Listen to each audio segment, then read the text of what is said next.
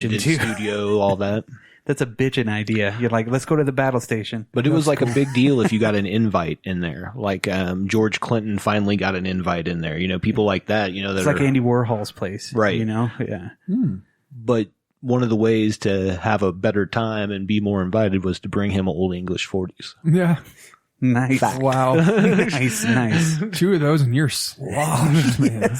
Well, and you know, good, and just fast forwarding to when he died, a lot of that was brought on by drinking Old English 40s, but also the things that he inhaled, these glues that he used, all these things that actually caused him. And I think it was officially a heart problem, but it was a lot of other things that were affecting me. Really slowed down the last 3 years. The paint and I mean, it was almost like being a hatter back in the day. Yep. You know, you would those people like that would go mad, and that's why they called him Mad as a Hatter. Because he was around then. That's all he did was create.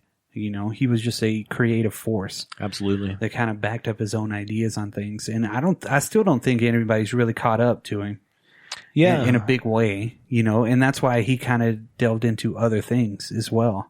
You know, because he was so far ahead of everybody. I think that really he embodied, like, so he was just living that lifestyle that was coming. Like, he was into everything. So he was like a break dancer, you know. Yeah. That was a big deal at the time. The B-boys and all that, right? Yeah. And then he got into rap, emceeing, you know. So, I mean, it's just all like he's just melds all of it into himself, you know, because he's living that time. He's just touching everything. And I think there's a lot of people like that in history, you know. Yeah. That where they're like an artist, a sculptor. Like, well, we just talked about the guy that directed this stuff. Yeah. He wasn't really a director. No. Now, not even. I don't know if that weighs with this. You know what I'm saying? He was a sculptor. He was an artist. Yeah. So I think especially at this time, living where he lived, that's something that kind of all melded into one scene. And he's like, okay, I'm part of all this, but I'm something completely different. Yeah. I mean, his idea of destroying the world and rebuilding it in a different image was a big part of his art too. Yep. He deconstructed a lot of things that you would normally see and then put it together in a different way to where you had the same but yet different, but yet it was all. It's still one of those things that you really can't grasp a lot of. Right. And I think that's why he's kind of been passed by a little bit in a way. He's still revered in the art community and rap community. There's so many people that still grab on to little things that he does. But I know a lot of his art was bought by Europeans as well. He mentioned that in one of the interviews. Like that was like he started seeing a lot of, you know, commissions from Europe. Yeah, people in other countries, and that's generally how almost anybody really famous makes it, is they almost have to make it off their home turf for anybody else to understand it, because it's like looking outside of a glass bowl. Well, and I think that the art community specifically is global. Yeah. You know, and those people, one, are affluent enough to, especially in that time in the early 80s, you know, it became they were affluent enough to, they visit art shows in Tokyo. Yeah. They visit art shows here. You know what I mean? So they talk, and it was before the internet, so everything was word of mouth, you know, and then somebody'd be like, oh, you've got to see this amazing thing. Well, awesome. I'm on my way. Yeah. You know? Shit. Yeah. And those guys were spending money and money and money. Like $30,000 commissions. And just on nothing. Yeah. Before the internet changed everything. Now the whole art market is a convoluted fucking piece of shit mess. Damn you, DeviantArt. Yeah. The most expensive painting that was sold last year was basically somebody had a blank canvas, a piece of duct tape, and they taped a banana to it. I remember that, and somebody went and ripped it off. It's crazy, but then you got somebody like Banksy that creates a painting that sells for millions of dollars, and as soon as they take it off the wall, it fucking shreds itself. That was hilarious. That's just like, let's deconstruct that. Right. You know? I mean, and Rammellzee was doing things not for money, but yet he was doing things to create that disorder. Absolutely. You know? And then you tolerate the disorder that he has and really do appreciate the rebuilding of it. I don't know that it was, and this is just opinion, this isn't steeped in any fact, but I don't know that it was necessarily I think it was controlled chaos. Like he had a direction for it. You know what I mean? It wasn't just total chaos, which a lot of people are like, oh, that's what they say. It's just chaos. Yeah. But it's a controlled chaos pushing in the direction he wants to push it. Obviously the letters, like he did multiple things with words and letters. Language was a big portion of what he was all about. Yeah. He called the way he approached it, iconoclast panzerism. So iconoclast, so you spell it differently. Ikonoklast, and then panzerism, of course. Iconoclast because he was a symbol destroyer. So he went in there and he destroyed the symbol, the words you normally do. And then abolishing old age standards of language and meaning. Right. Then panzer because the symbolic warfare involving arming all the letters of the alphabet. So you gave them power, the individual letters power. So you destroyed them and then you gave them power. One of his last big things that came out was that letter racers. And that was basically he gave all of the letters their own power. That was how he explained it. So each piece was, each letter was its own artwork. And then they were battling each other in space. Whoa. Lasers?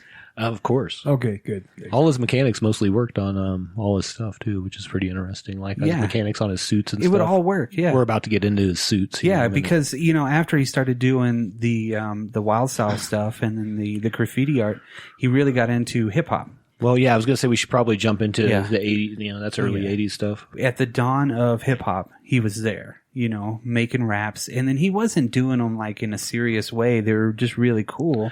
But his electronic music was really cool too. It was I really hear a lot of Martin Rev in it. I hear that Suicide.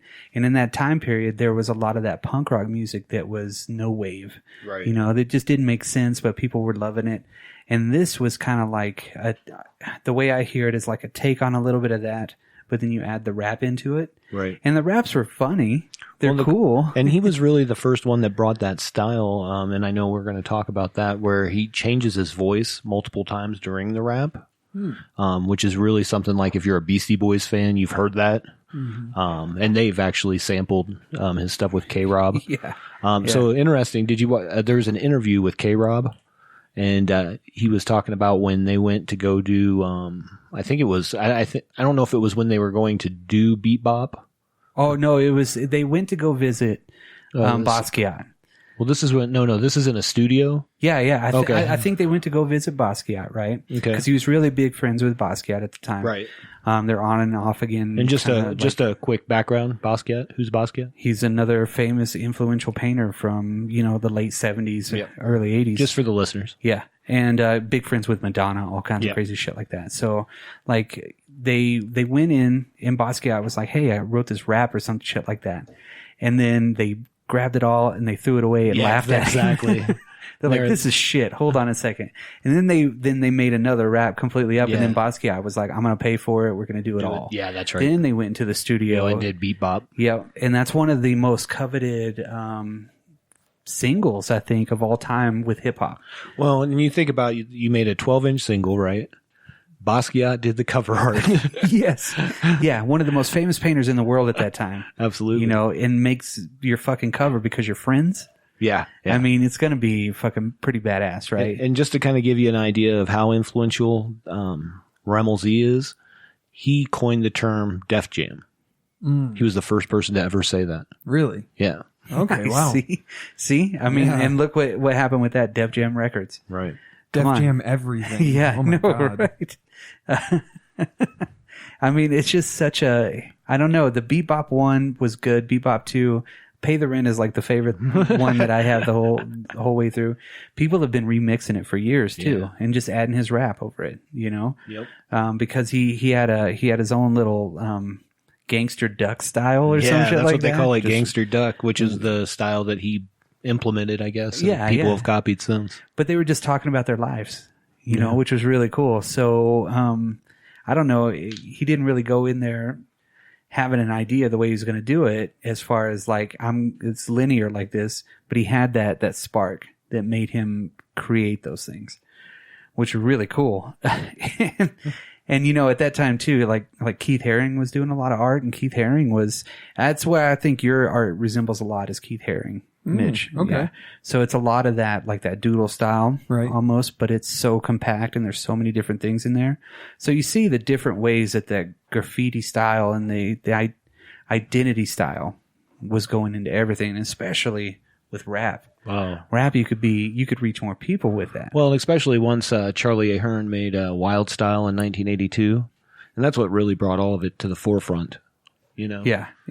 And I don't think he was ever really accepted too much into any specific, like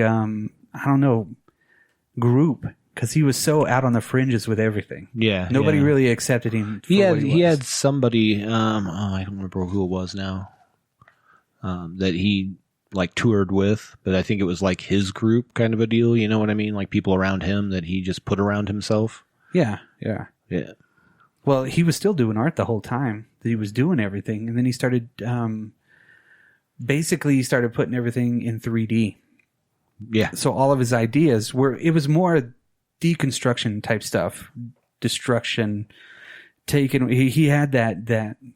The Ghetto Vets is who I was thinking. Oh, because they did Gangsta Lean. Oh, nice. Yeah. So I mean, like he could deconstruct things, and then he played on what was going on in the world. Right.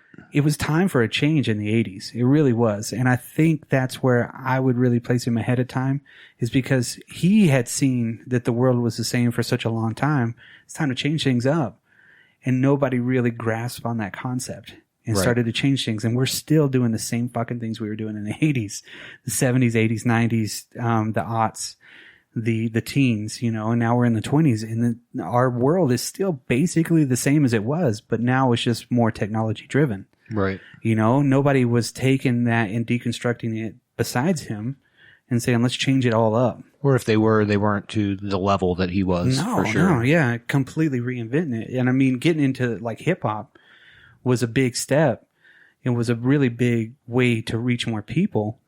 But, I think he influenced some of the best ones, out there. Of course. Even coming out with Def Jam. Come on. Run DMC was like, holy shit. Rick Rubin's like, yes. Just the term, though, you know what I mean? And he's the first person I ever heard say Sure Shot.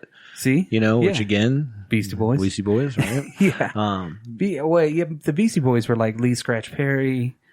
him, God, a lot of those. What I find the similarities with the Beastie Boys too, and I'm a Beastie Boys fan if you didn't know. I had no idea. But like they talk about, like we were talking about the letter racers art and how he's having these galactic battles with these letters. Mm-hmm. And then you had, they were science fiction. Yeah, exactly. It was like a comic book. Yeah, exactly. So it was like a sci-fi. Which we've seen the Beastie Boys do a whole album that was kind of sci-fi. You know what I mean? Well, you think about that too. You think about that modern mythology that was created with comic books, right? And people grew up with those in the '60s. That turned a lot of people into these big dreamers at that time. Sure. Before that, you had comic books, but it was more horror comics and monster comics and stuff like that, right? Right. Supernatural. And then it got science fiction. And then that science fiction with these guys, they started grasping onto things, different concepts. And that modern mythology was helping incubate a lot of these artists and turning them into this weird kind of out of this world stuff. And there was tons of movies in the 80s that were all sci-fi based. That's where sci-fi really kind of took off, and it wasn't grounded like 2001. Right. 2001, you could, the 80s. Yeah. 2001, you could literally look at and say, this could happen tomorrow, with the right pieces in place. This looks legit, right?